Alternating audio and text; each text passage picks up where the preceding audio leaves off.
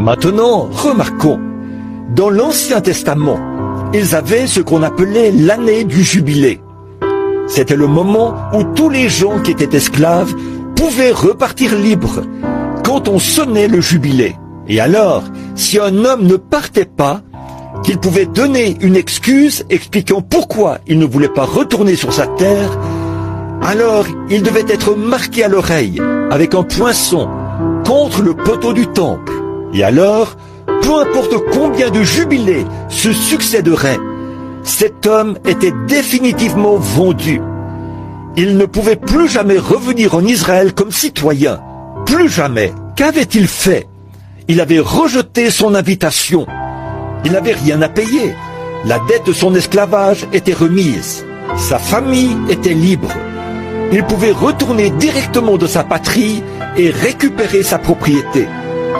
Mais s'il refusait de le faire, alors il n'avait plus d'attribution en Israël et sa propriété était donnée à quelqu'un d'autre. Maintenant, la même chose qui s'applique au naturel s'applique au spirituel. En effet, si nous, en tant qu'héritiers de la vie éternelle, nous entendons l'Évangile et savons que c'est vrai, et que nous le rejetons, que nous refusons de faire cela, ou de l'écouter, nous recevons la marque de la bête. Là, quelqu'un a dit, eh bien, il va y avoir une marque de la bête. Ça va venir un jour. Laissez-moi vous dire, elle est déjà venue.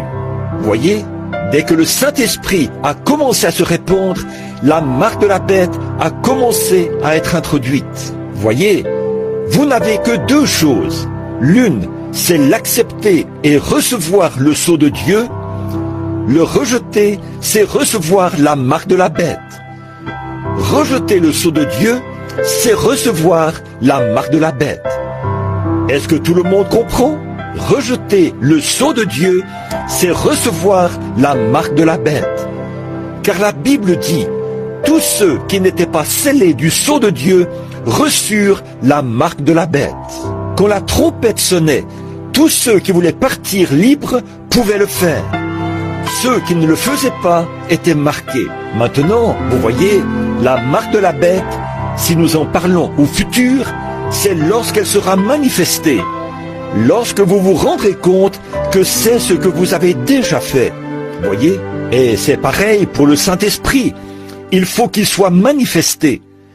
Quand nous verrons le Seigneur Jésus venir dans la gloire, que nous sentirons cette puissance de transformation, que nous verrons les morts ressusciter et sortir de la tombe,